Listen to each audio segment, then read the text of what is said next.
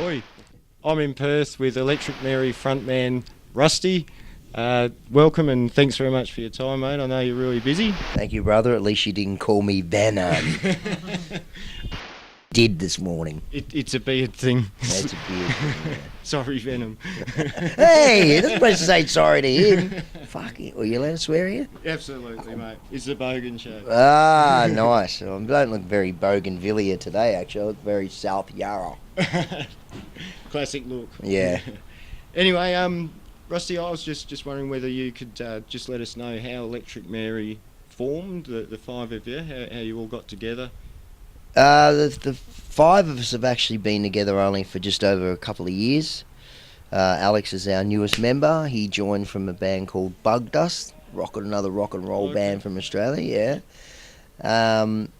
The name actually has been around since 2003. Venom and I we were in a band together before, and we sort of started this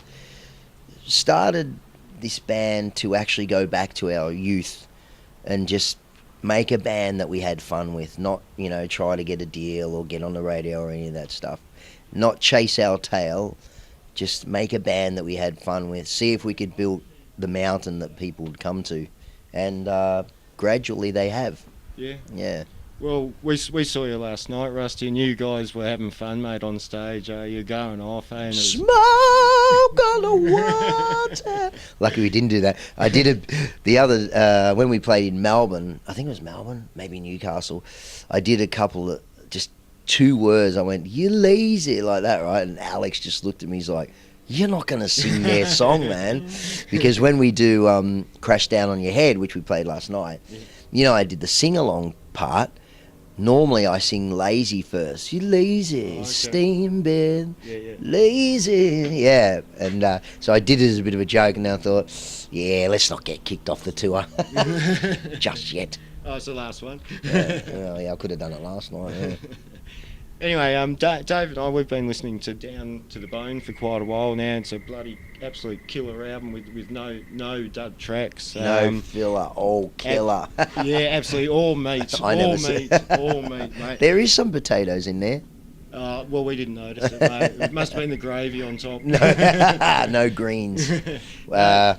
you got any thoughts on Down to the Bone? Are you guys happy with it? I mean, we love it. We love it. But... Absolutely, dude. Well, it actually came from... We had an EP called The Definition of Insanity, which the 5 of the songs are on. Yeah. Then we got this email from France saying that, this guy from France saying that, real love is stuff when you want, what about an album? We went, how are we supposed to do this now? And he wanted it really quickly, because we went on tour with White Snake in France and Belgium.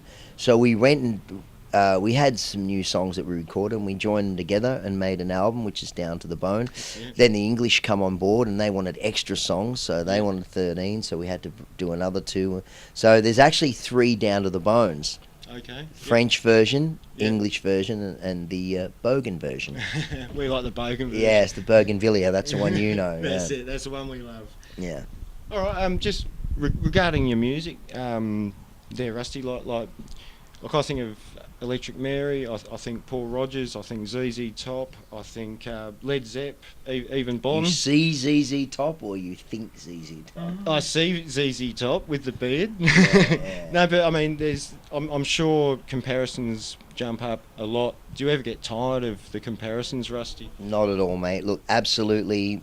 My musical background is Deep Purple, Free, Rainbow, Zeppelin, and the one I always get slaughtered for in the end, but it doesn't matter, is Tom Petty. I love Tom Petty, dude. Yeah. Why'd you get slaughtered for that, mate? Well, because of the first 4 that I picked, Rainbow, Deep Purple, and all that, and then you go Tom Petty. Yeah.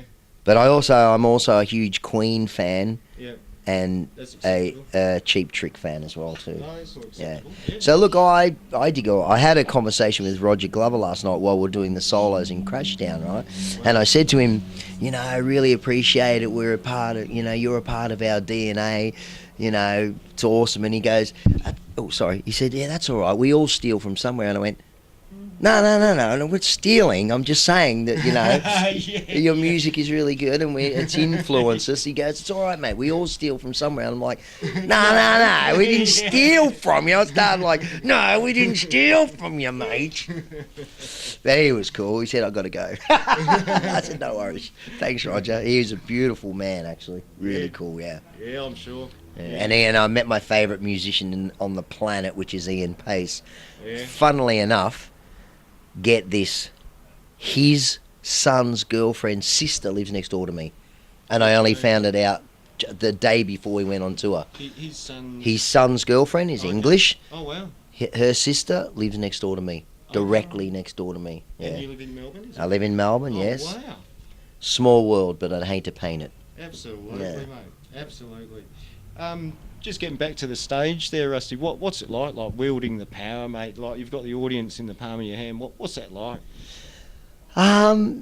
It was quite scary at the beginning, but look, after you've been on before Judas Priest and copped the abuse, you get used to it. Well, mate, we copped a heap of abuse there. We allowed to say the C word here, or we just say C? Absolutely, mate, absolutely. Okay, let's just say the C word. Whatever you want. As I stepped out on stage for the very first Judas Priest, I heard, "Fuck off, you fat cunt." And I was like, oh no, here we go.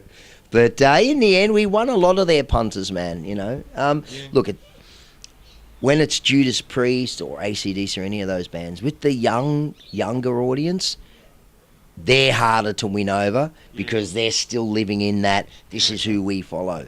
Yeah. The 40-year-olds are already widened up to a different sort of audience, so you can win a lot of them over. Yeah. And really, they're the forgotten audience, the 40-year-olds. Yeah. Their kids are now looking after themselves. Mhm. They've got their credit cards and they do whatever they want with their life now, you know. Yeah. Usually divorce their wife or husband and move on. Buy a Tirana. We'll talk about that later. Okay.